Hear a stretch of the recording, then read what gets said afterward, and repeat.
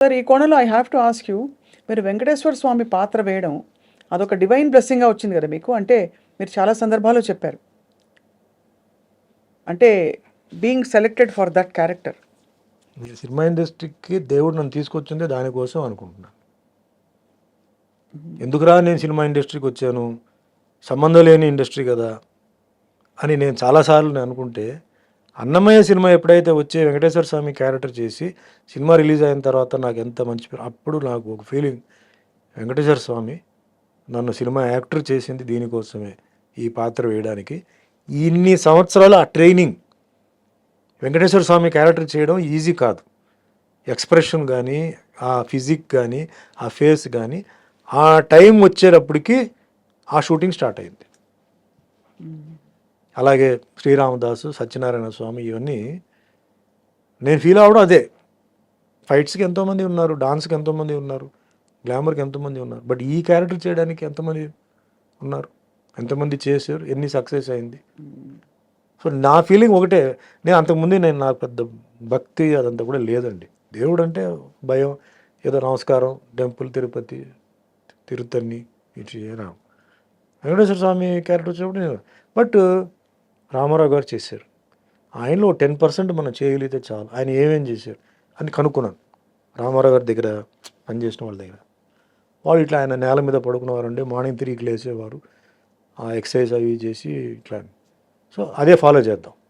నేల మీద పడుకున్నాను, 3 గంటలు లేవడం, రెడీ అవ్వడం, 5 o'clock అన్నపూర్ణ స్టూడియో రావడం, వెజిటేరియన్, నో ఫ్యామిలీ లైఫ్, ఇల్లు షూటింగ్ ఇల్లు, అంతే. 8 months మార్నింగ్ చల్లనీళ్ళు స్నానం చేయడం, వింటర్ హైదరాబాద్, అక్టోబర్ సీజన్, ఒక ఇది పెట్టి చేశాను.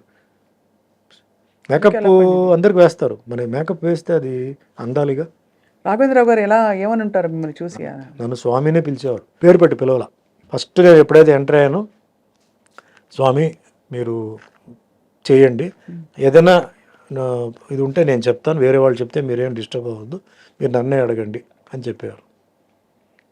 ఆ సినిమాలో ఆ పేరు వచ్చిందంటే డైరెక్షన్ సైడ్లో రాఘవేంద్రరావు గారికి. అంత అద్భుతమైన ఆర్నమెంట్స్ ఇవన్నీ వేశారంటే ప్రొడ్యూసర్ స్వర్గీయ దొరస్వామిరాజు గారు, and technicians cameraman Vincent, music director Keeravani, voice ఇచ్చిన బాలు గారు, ఎస్పి బాలసుబ్రహ్మణ్యం, ఇవన్నీ కంబైన్ అయిందండి. నేను ఒట్టి విగ్రహమే, ఆ విగ్రహానికి రంగు పూసి ఆ విగ్రహాన్ని అంత తీర్చిదిద్ది చేసింది ఏంటంటే వీళ్ళే టెక్నీషియన్స్. అండ్ పేరు రావడం, హిట్ అవ్వడం అది పైనుంచి. అంత చేసి ఫ్లాప్ కూడా అవ్వచ్చు కదా, హిట్ అవ్వాలి రూల్ ఏముంది, ఏం లేదు. అదే యాక్షన్ సినిమానా, డ్యూయట్స్ ఉన్నాయా, ఏమున్నాయి అంటే రెగ్యులర్ డ్యూయట్స్ లేవు. ఆ ట్రెండ్ వేరే. అప్పుడు ట్రెండ్ ఆల్రెడీ, అప్పుడు రొమాంటిక్ ట్రెండ్, నాగార్జున కూడా రొమాంటిక్ ట్రెండ్లోనే ఆయన ఉన్నారు. అది పెట్టిన రొమాన్స్ కూడా చాలా సమయోచితంగా ఒక సందర్భం క్రియేట్ చేసి చాలా గ్రేస్ఫుల్గా పెట్టారు. అన్నీ కొంచెం టెన్షనే, ఒప్పుకుంటారా ఒప్పుకోరా అని చెప్పి ఒక టెన్షన్ అది. బట్ చేసాం ధైర్యం. అంటే హ్యాట్స్ ఆఫ్ టు దొరస్వామిరాజు గారు, ఎందుకంటే సినిమా బాగా రావాలని చెప్పేసి ఆయన అన్ని డబ్బు మొత్తం పెట్టేశాడండి. అంత వెంకటేశ్వర స్వామి భక్తుడు ఆయన, ఏం కావాలని పెట్టాలని చెప్పి ఆయన పెట్టాడు.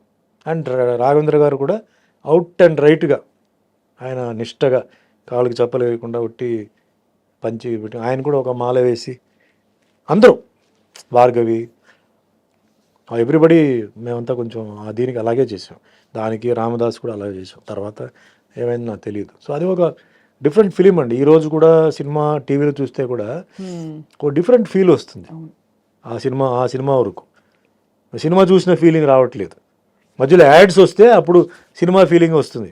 యాడ్ రాలేదనుకోండి, సినిమా లాగా లేదు. అది ఏదో ఒక డివోషనల్ ఒక అనుభూతి, మనం ఏదో గుడికి వెళ్ళి ఏదో చూస్తున్నట్టు, అక్కడేదో జరుగుతున్నట్టు. And president of India Shankar Dayal Sharma, ఆయన సినిమా చూడాలని ఆ సినిమా అక్కడ రాష్ట్రపతికి రప్పించి, సినిమా వచ్చిన తర్వాత నేను వెంకటేశ్వర స్వామికి ఎవరు యాక్ట్ చేసి ఆయన రమ్మని చెప్పి నేను అక్కడికి వెళ్ళి ఇట్లా పక్కనే కూర్చొని సినిమా చూడడం, రాష్ట్రపతికి భావంతో ఆయనతో భోజనం చేయడం. ప్రెసిడెంట్ ఆఫ్ ఇండియాతో 1 minute కూడా ఉంటుందండి ప్రోటోకాల్, బ్యాజ్ ఇది అంతే అయిపోయింది. అలాంటిది టిఫిన్, సినిమా, ఇంటర్వెల్, మళ్ళీ భోజనం, మళ్ళీ felicitation, half day I was in Rashtrapati Bhavan. Amazing కదా అసలు, గ్రేట్ ఎక్స్పీరియన్స్. అంటే ఇదే మనకి మీరు లిటరలీ మీరు పడ్డ కష్టానికి 10 ఇంతలు మీకు గౌరవం, అన్నీ, సత్కారం, ఇంకా యోగము, యోగం అంటారు కదా, యోగం అది. అన్నీ జరిగిపోయాయి. ప్రెసిడెంట్ ఆఫ్ ఇండియా ఇంట్లో పోయి భోజనం చేయడం ఏంటండి? అంబానీ ఇంట్లో భోజనం చేయవచ్చు, లేకపోతే టాటా ఇంట్లో భోజనం చేయవచ్చు. ప్రెసిడెంట్ ఆఫ్ ఇండియా ప్రోటోకాల్ ఉంది. అవును. వై షుడ్ ఈ come, who easy, what is his background, ఎందుకు, ఇవన్నీ ఉన్నాయి. అప్పుడు నాకు సాక్ష్యం వచ్చి సిబిఐ డైరెక్టర్ అప్పుడు కార్తికేయన్, అంటే సిట్ జరిగింది కదా, special investigation team, Rajiv Gandhi murder case కదా, ఈ బికేమ్ ది సిబిఐ డైరెక్టర్. అప్పుడు CBI director, chief of army, chief of navy, chief of air force, దర్శనామతి గారు, నేను, అంతే.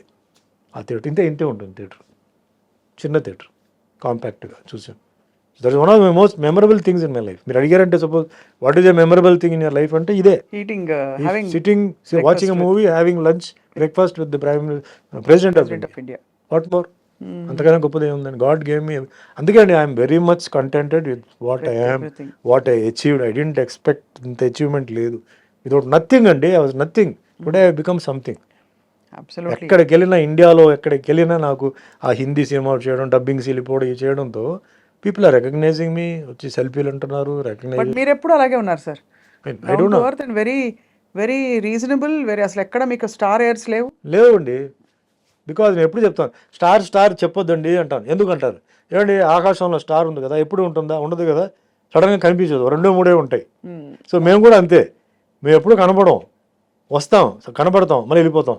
అందుకే నాకు స్టార్ స్టేటస్ పెట్టొద్దు. నాకు మామూలుగా వేరేనే చెప్పండి, యాక్టర్ని పెట్టండి. ఈ స్టార్ స్టేటస్ అవన్నీ వద్దండి. Because you just imagine sun, moon. Sun కూడా డే, మన నైట్ బిజినెస్ లేదు. నైట్ చందమామ వస్తుంది, అది నైట్ మార్నింగ్ అవుట్ అయిపోయింది. ఓన్లీ గాలి మట్టికి ఎప్పుడు ఉంటుంది. సో నాకు వద్దండి ఆ స్టేటస్ అని వద్దు. ఏదో సార్ మీ ఇన్విటేషన్లో మీ పేరు ఏం పెట్టాలి, ఆ స్టార్, ఈ స్టార్, ఆ స్టార్, ఏం వద్దండి. యాక్టర్ సుమన్ చాలు, everybody knows me. Actor Suman పెట్టండి, నాకు ఆ స్టార్ స్టేటస్ వద్దు అని చెప్పి నేను చెప్తానంటే నాకు చాలండి. చాలా 10 languages, Tamil, Telugu, Kannada, Malayalam, Hindi, Oriya, Bhojpuri, Banjaran language, in English film. I'm going to act in Tulu film. 11th language ఇప్పుడు వస్తుంది, అది 11th లాంగ్వేజ్ అవుతుంది. వాట్ మోర్ అండి? నాకంటూ ఒక రికార్డ్ నేను సెట్ చేశాను కదా. డివోషనల్ సైడ్లో సెట్ చేశాను, యాక్షన్ సైడ్లో సెట్ చేశాను, రొమాంటిక్ సైడ్లో సెట్ చేశాను, ఫ్యామిలీ సైడ్ సెట్ చేశాను. అన్నిటికంటే ఎక్కువ మిమ్మల్ని కష్టపెట్టిన వాళ్ళు సెట్ చేశారు, సమాధానం చెప్పి. సో టీవీ సీరియల్ చేశాను, వెబ్ సిరీస్ చేశాను, ఓటీటీ చేశాను, సినిమా చేశాను, పెద్ద సినిమా చేశాను, అన్నీ చేశాను. ఇంకా సినిమాని ఏది వదలపెట్టలా. డిజిటల్ సినిమా చేశాను, ఏం చూద్దామని చెప్పి. అంటే నేను I become passionate to films అండి. ఇప్పుడు నాకు మిగతా అంతా ఏది నాకు అట్రాక్టివ్గా లేదు. పాలిటిక్స్ కూడా నాకు మొన్న కూడా ఎవరో పాలిటిక్స్ చెప్తే నేను దానికి 99లో మీరు వచ్చినట్టున్నారు టీడీపీలో. అప్పుడు పనిచేశాను. అప్పుడు వాజ్పేయి గారు, చంద్రబాబు నాయుడు ఇద్దరు కలిసి ఉన్నారు. తర్వాత వాళ్ళు ఓడిపోయి, తర్వాత నాకు ఎందుకో ఇప్పుడు కూడా నాకు మొన్న కూడా ఎందుకు మీరు కంటెస్ట్ చేయకూడదు అది అని చెప్తే, బేసిక్లీ నాకు పొలిటికల్ సిస్టమ్, నాకు ప్రజెంట్ పొలిటికల్ సిస్టమ్ నాకు ఎందుకో నచ్చలేదండి. నా ఈ పార్టీ ఆ పార్టీని కాదు, కాశ్మీర్ టు కన్యాకుమారి వరకు నాకు కొన్ని డౌట్స్ ఉన్నాయి. అందువల్ల నేను వెళ్ళాలా వద్దా ఏంటనేది నేను కొంచెం అలా కొంచెం దూరంగా వచ్చాను. అంటే నేను చెప్పొచ్చా మీకు? చెప్పండి.